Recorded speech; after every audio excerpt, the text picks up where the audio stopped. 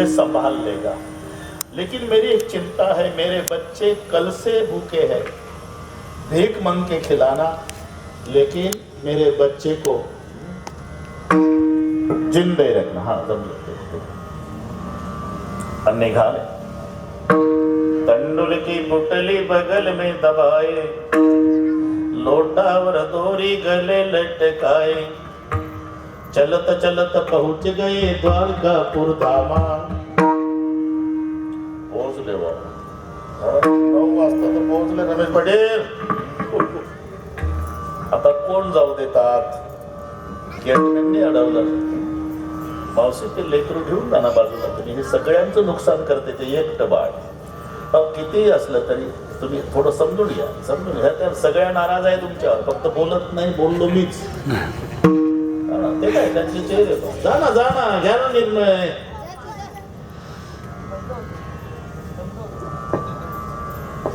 तिकडे लांब बसा, तिकडे ऐकायला पण येतं. हे सारखं ते थांबत नाही. मी पाहिलं, त्या आईचेही प्रयत्न कमी पडले, ते सारखं. आणि त्या सगळ्या नाराजच आहे, पण त्या बोलत नव्हत्या. माझ्यावर तिला ढकलून आमच्यावरच येत असं. विठ्ठल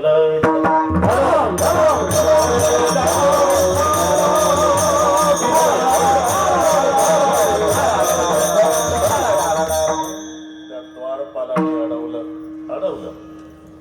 कहा जा रहे? मित्र को मिलना है. कौन मित्र? भगवान कृष्ण. अरे पैरों में नहीं जुतार बोलता है पाल सका. आता किती सांगितलं सुकापूरकर की मी मोठी साहेब एका डब्यात चहा विकायचं रे हो. अरे वॉचमॅन लाद घालले का तुझ्या? आता जुनं जाऊ दे, आता चाय गरम चाय. आता ते पंतप्रधान. तस सुदामजीला कोणी सोडेना. आपका पूरा पता बताओ बाबा. अरे पूरा पता बताने की जरूरत नहीं द्वारपाल. मेरा विश्वास है, मेरा भगवान भक्तों के फटे कपड़े नहीं देखता, उसका भाव देखता है. और मेरे प्रभु को कहो तेरा सुदाम आया है.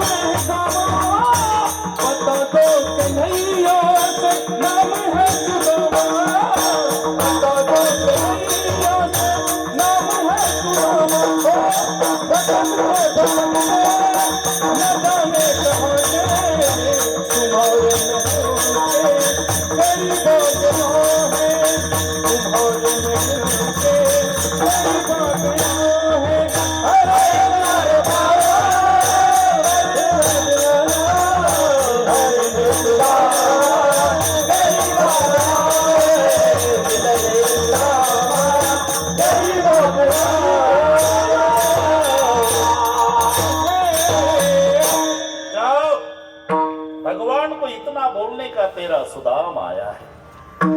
द्वारपाल आत गेला, देवाच्या पुढे उभा राहून वर्णन करू लागला. शेष पगाण जगातन पे प्रभु जाणे को आए बसे कही रामा धोती भटी सिलंगी दुपटी अरुपाय उपहन की नहीं सामा द्वार खडो तिज दुर्बल देखी रहिता से तो बसुधाभिरामा. हे तिथलं सांगतोय ना वर्णन. शब्द सुंदर आहे, त्याच्यात अर्थही फार चांगला भरलेला. शेष पगान, शीश म्हणजे डोकं, पग म्हणजे पागोट, न म्हणजे नाही, सोपा आहे ते. शेष पगान जगातन प्रभू जाणे को आए बसे के ग्रामा. त्याच्या डोक्यातही पागोट नाही, अंगातही सदरा नाही. कोण्या गावचा आहे काहीच माहित नाही देवा. धोती फटीसी, फाटक धोतर आहे, लटी दुपटी, एक मळकट फडकट डोक्याला गुंडाळलेला आहे. पाय उपाहन की नाही सामा, पायात चपला नाही, रक्ताळले पाय, फोडं फुटले पायाचे, पण त्याच्या गळ्यात जानव दिसतंय बा देवा. असं वाटतं ब्राह्मण असावा. मग सिंहासनावर डोळे मिटले कृष्णजीनं.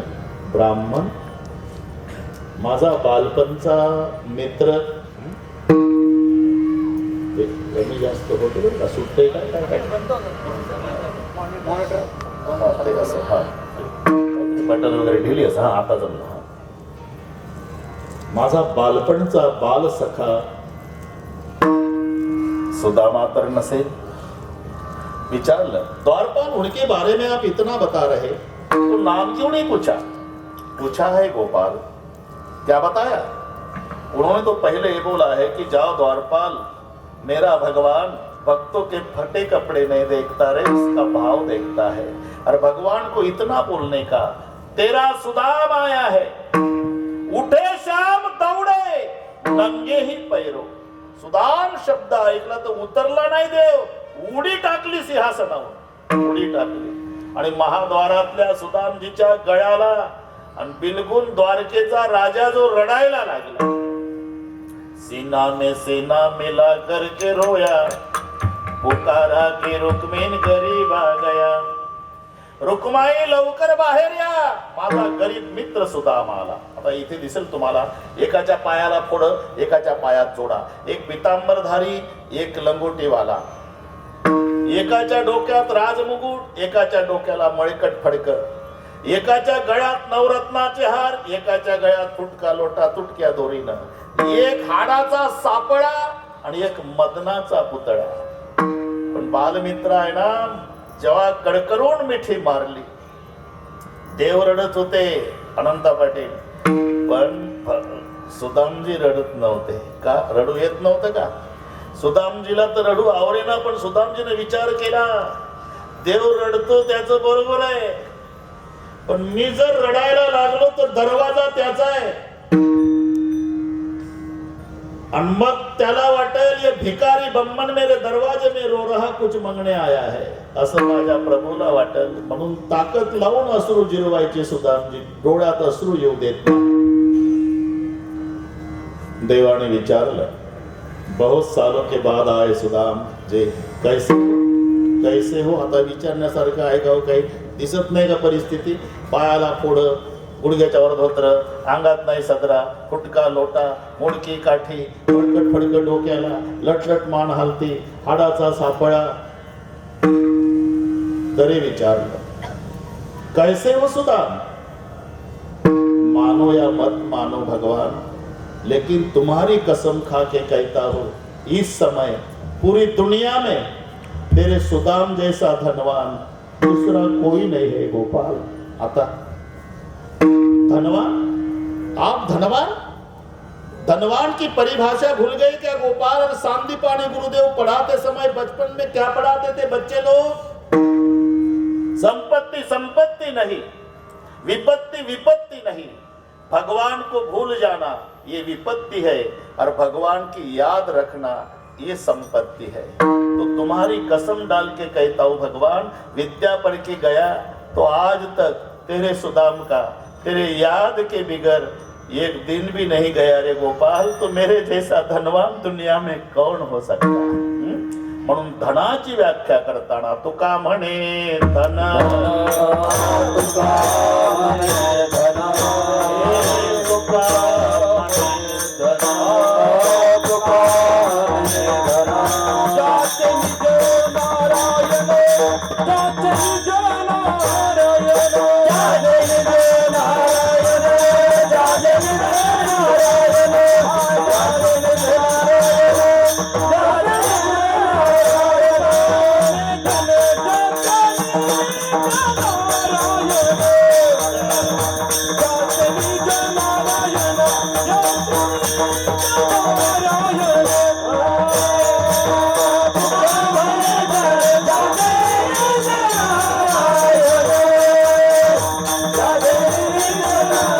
जाते निज नारायण,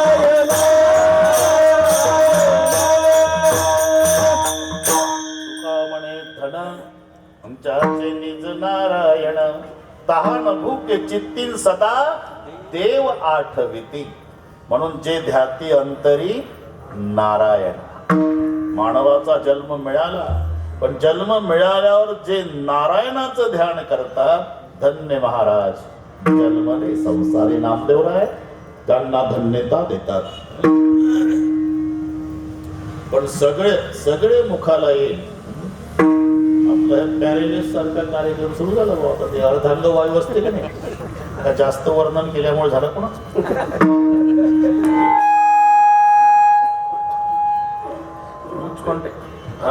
कुठेतरी ते तुम्ही शोधा चालू बंद होतो मॉनिटर. आपोआप चालू बंद होत. तुमच्या लक्षात नाही, पण ते आपोआप बंद होते. ते तेवढा दोष पहा.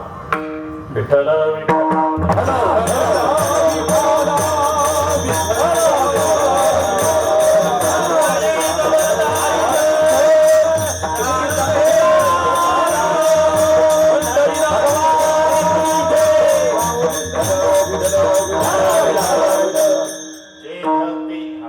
जे ध्याती अंतरी नारायणा. पण सर्व मुखाला येत मधुबाबा, देवाचं नाव मुखाला येत नाही. सर्व अनंत जन्माच्या पुण्याचा संचय असला तरीच नाम जिव्हाग्री येईल श्रीरामाचे, त्याचे मुखी हरी हरी.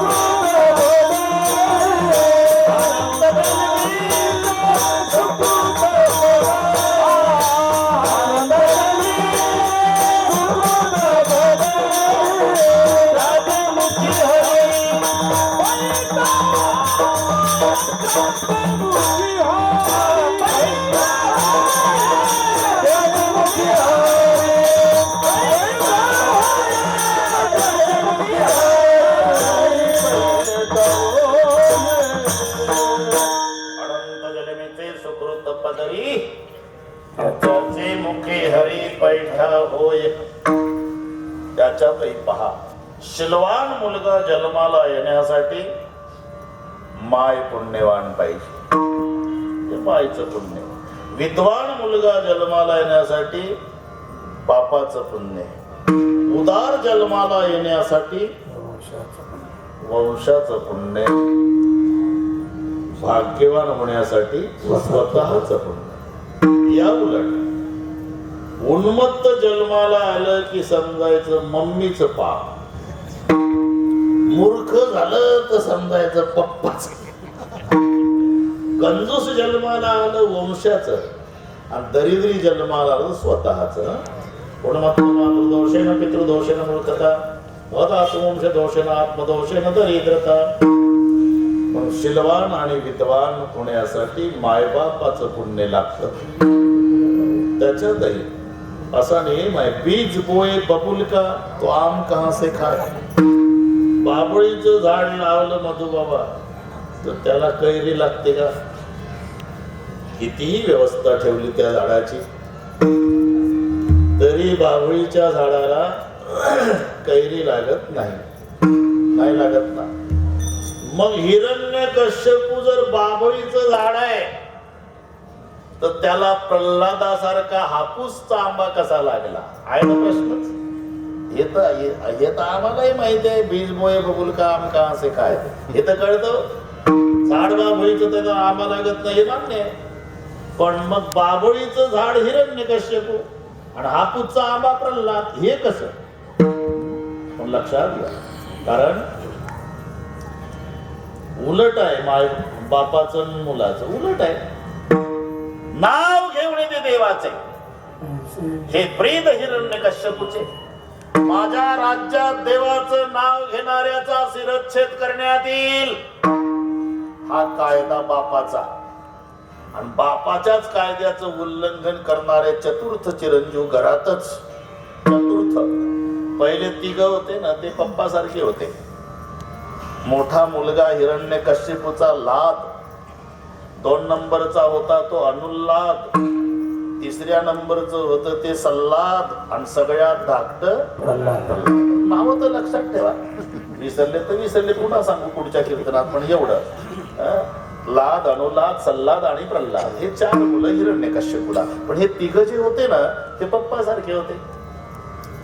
हा सगळ्यात धाकटा होता, तोच बापाच्या कायद्याचं उल्लंघन करणारा. कारण बापाचा कायदा नाव घेऊन येते देवाचे, आणि मुलाचा छंद नाम प्रल्हाद उच्चारी मला सोडावी हरी.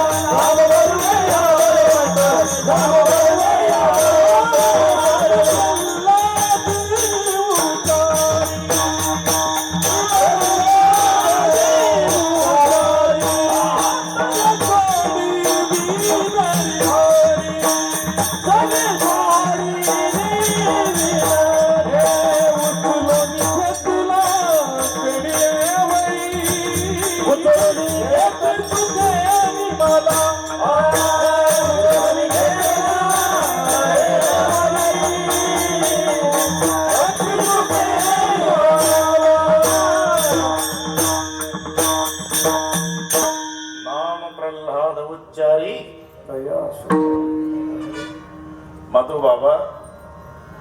बापाचा कायदा नाव घेऊन येते देवाचे, आणि त्यांच्याच मुलाचा छंद नाम प्रल्हाद उच्चारी. आणि मग हे असं का? हिरण्यकश्यपूच्या पोटी प्रल्हाद का? आणि याला कारण त्याची माय कयाधू. अक्षात कयाधू जेव्हा उदरात प्रल्हाद आहे, गरोदर अवस्थेमध्ये कयाधूला इंद्र चोरून नेत होता. नारदाच्या आश्रमापासून जात असताना लक्ष नारदाचं. थांब इंद्रा, महान पतिव्रता आहे ती, शाप देऊन भस्म करेल तुला, सोड तिथेच. नारदाच्या आश्रमातच कयाधूला सोडून दिलं आणि इंद्र निघून गेला. उदरात प्रल्हाद आहे. आता नारदाच्या आश्रमात कोणतं गाणं होतं? नारायण नारायण श्रीमन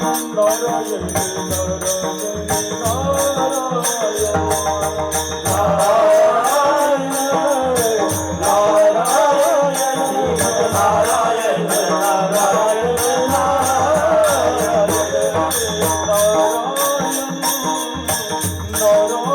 सगळे म्हणा, चलो नाराज के आश्रम.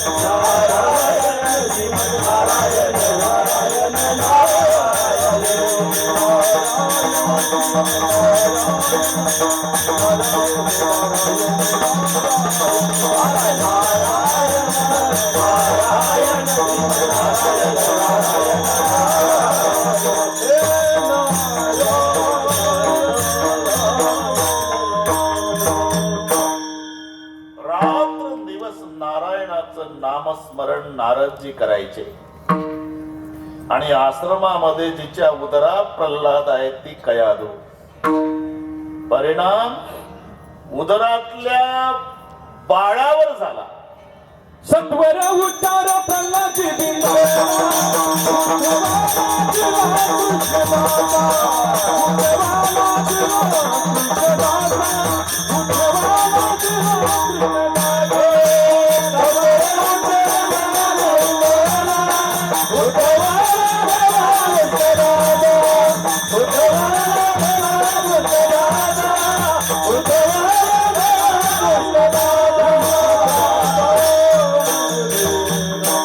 म्हणजे नामधारक पुत्र जन्माला आला याला कारणीभूत माय असल्यामुळे धन्यता आईला दिलेली आहे. धन्यताची माय प्रसवली धन्यताची माय प्रसवली धन्यताची माय प्रसवली धन्यताची माय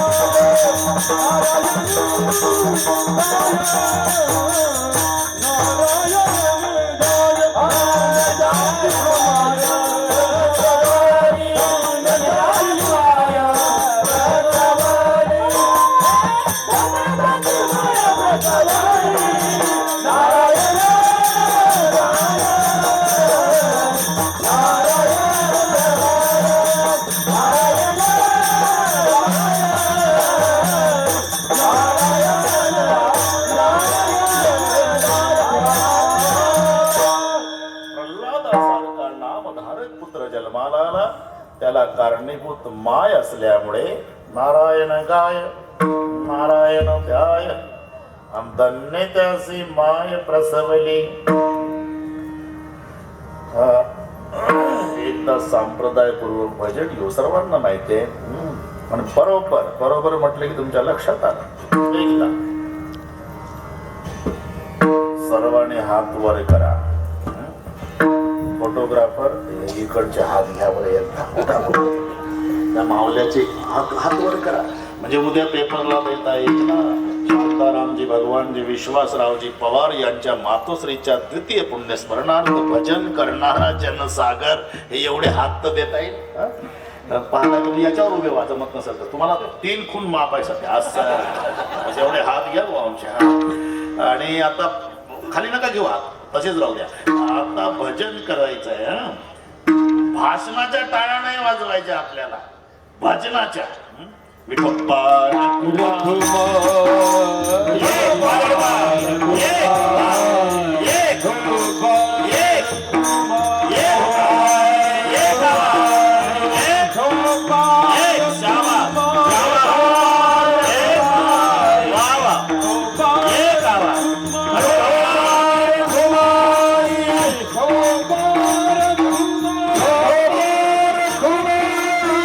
Oh